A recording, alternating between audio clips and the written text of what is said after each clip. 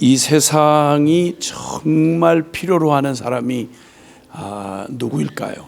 지금 이 코로나 위기로 전 세계가 통째로 한번 흔들려 보는 그런 시간을 가지면서 지성이다, 과학이다, 인간의 그러한 모든 것들이 얼마나 믿을 수 없고 허망한 것인지 거기에 울고 불고 온통 거기에 매여 살던 우리가 보던 이 세상, 이런 때 익히 들어왔던 것이지만 우리 인생사가 다 그저 전도서의 표현을 빌린다고 하면 인간이 해 아래서 수고하는 모든 것이 헛되고 헛되며 헛되고 헛되도다. 그 통로가 됐던 사람이 솔로몬이라는 건 우리가 알고 있잖아요. 인류 역사에 존재한 사람 중에 그 전에도 그 후에도 한 사람에게 하나님이 부여해 줄 수 있는 모든 기회, 지성이면 지성이고 권력이면 권력이고 몸뚱이로 해볼 수 있는 모든 부귀영화, 솔로몬을 능가한 사람이 역사에 이래 없다고 그러죠. 그리고 성전을 지었던 사람이고 하나님을 직접 하나님의 음성을 들었던 사람이죠. 막강한 제왕이기도 했습니다. 권력에다가 금은 보석을 길가의 돌처럼 썼던, 흔한 돌처럼 썼던 사람이었습니다. 그런 솔로몬의 입에서 나온 말이 바로 그 말이었습니다. 같은 스피커지만 그냥 찌질하게 어디서 그냥 그저 여기저기 돌아다니면서 얻어먹던 사람이 헛되고 헛되도 헛되도다, 다 가져도 헛되고 아는 것도 아는 게 아니다, 이런 얘기를 하면 니나 잘해라 이렇게 말할 일 아니겠어요? 여튼 솔로몬을 통해서 모든 입을 딱 틀어막고 주님이 정말 인생 허무한 거, 그리고 눈에 보이는 세상이라는 게 굳이 누구의 깨달은 말을 동원 안 해도 인생은 풀과 같고 그 영광은 풀의 꽃과 같아서 풀은 마르고 꽃은 시드는 법, 사람은 나면 이내 죽습니다. 그러니까 뭔가 성취했다 하는 것도 사실은 바람이 불면 그저 삭풍에 떨어져 날아가는 그런 낙엽과 같이 인생 성취했다는 게 아무것도 아닌 것이라는 것쯤은 굳이 많은 말을 등장하지 않아도 될 수 있는 것입니다. 근데 다만 이렇게 물질로만 이해할 수 있는 그런 거냐? 그럴 수 없다는 게 문제죠. 인생은 물질이나 육체만으로 된 존재가 아니라서 영혼을 사모하는 마음을 가졌고, 그리고 영적인 기능이 있는 데다가 또 하나님이 특별히 형상으로 지으셔서 우리에게 인격을 주셔서, 그리고 좀 과거를 이렇게 반추해 볼 수 있고, 그리고 또 미래를 유추해 볼 수 있는 그런 지각을 주시고, 그리고 스스로 선택하고 선과 악을 구별 선택할 수 있는 자유의지를 가진 존재, 정말 특별한 존재죠. 그런데 알 거 알면서도 기능은 돌아가는데 뭔가 이게 도대체 향방을 잃어버린, 꼭 핸들이 고장난 자동차처럼 인생 어디서 와서 어디로 가는지를 고민은 하는데 알 수가 없는 기가 막힌 딜레마에 빠져있는 이 인생들이 이루어가는 역사, 그 역사에 진짜 필요한 사람들, 그때그때 이런 사람이 필요하다 저런 사람이 필요하다 그러는데, 우리는 결론처럼 아는 것처럼 역사를 창조하신 분이 계시고, 그리고 역사를 주관하시고, 그리고 그 뜻대로 이 역사를 마치시는 알파와 오메가가 되시는 이 역사의 주관자요 창조자이신 하나님이 있다는 걸 우리는 압니다.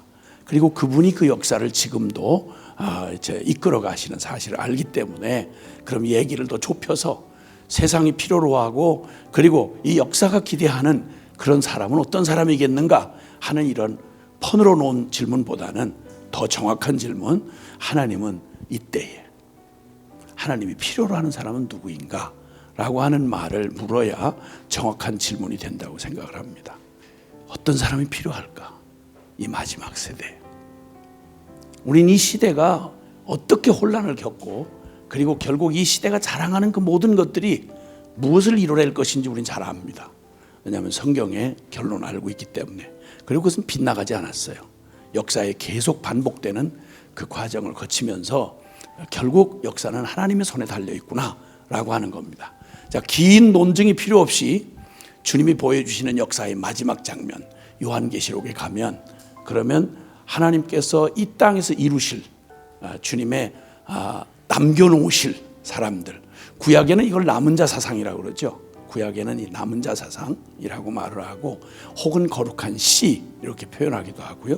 요한계시록 14장 그 4절과 5절에 보면 거기에 이 세상에서 구원을 받아서 이 역사를 주관하신 하나님의 손 안에 계수될 만한 가치가 있는 사람, 그리고 역사를 운영하시는 하나님의 손에 붙들려서 쓰여질 사람, 그 사람들은 음녀 바벨론과 자기를 더럽히지 아니하고 그리고 어린 양이 어디로 이끌든지 따라가는 자며 이렇게 표현합니다. 그들만이 하늘나라에서 영원한 새 노래를 부를 사람들입니다.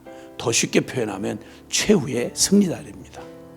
역사의 남은 자입니다. 역사의 핵심적인 사람들, 하나님이 쓰는 사람들, 그 사람들을 일컬어서 그렇게 표현합니다. 12사도는 그 전에도 후도 없는, 물론 사도란 이름이 여러 의미로 쓰여지기도 했지만 요 12사도, 어린 양이 선택했던 12사도는 자격 조건이 역사 중에 유일무이합니다. 예수님의 출입하실 때부터, 공생에 출입하는 기간 동안부터 시작해서 세례부터 해서 나중에 죽으시고 부활하시는 것까지를 함께 보고 참여했던 사람입니다. 얼마나 똑똑하냐, 무슨 학위를 가졌냐, 어떤 자격 조건하고는 전혀 다른 특징이 뭐냐면 그분을 직접 보았고 그를 아는 사람들이었습니다. 역사가 아무리 바뀌어도 변하지 아니하는 하나님이 역사 가운데 두신, 하나님이 가장 중요하게 이 역사를 운행해 가시는 가장 중요한 하나님의 사람, 하나님이 쓰시기 원하는 사람, 하나님의 사람으로 준비될 사람, 그를 누구라고 할 수 있겠냐 할 때 예수님을 아는 자, 이렇게 할 수 있겠습니다. 예수님을 아는 자.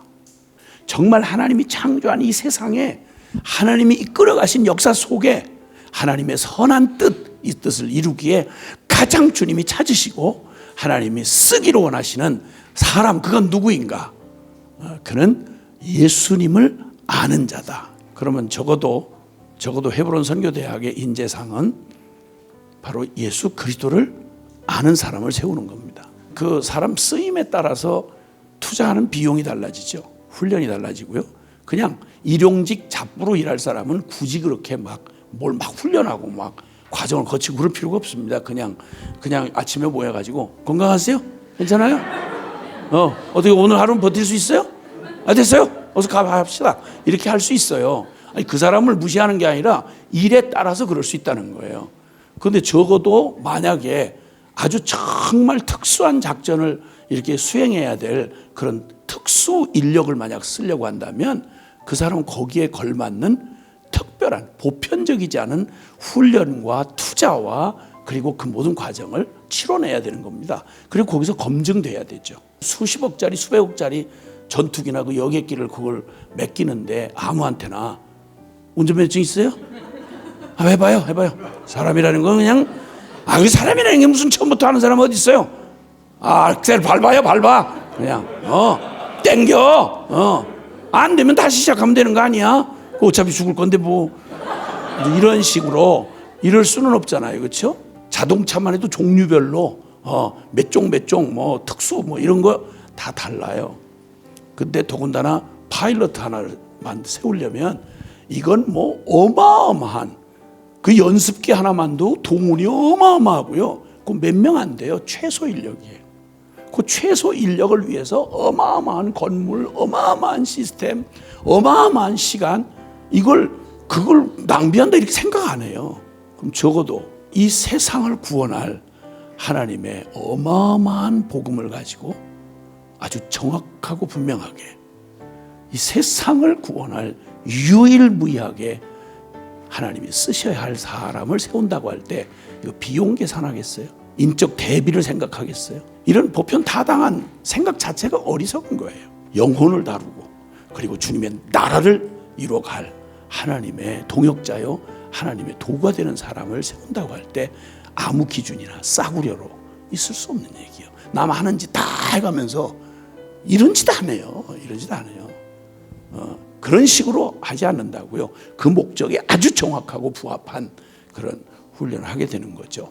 오늘 결론, 그것은 정말 예수님을 아는 자, 하나님이 찾으시는 사람, 이 세상이 정말 필요로 하는 사람, 이 마지막 때를 하나님의 정말 그 거룩한 뜻을 성취해가는 일에 주님이 정말 찾고 찾을 사람, 그건 누구냐?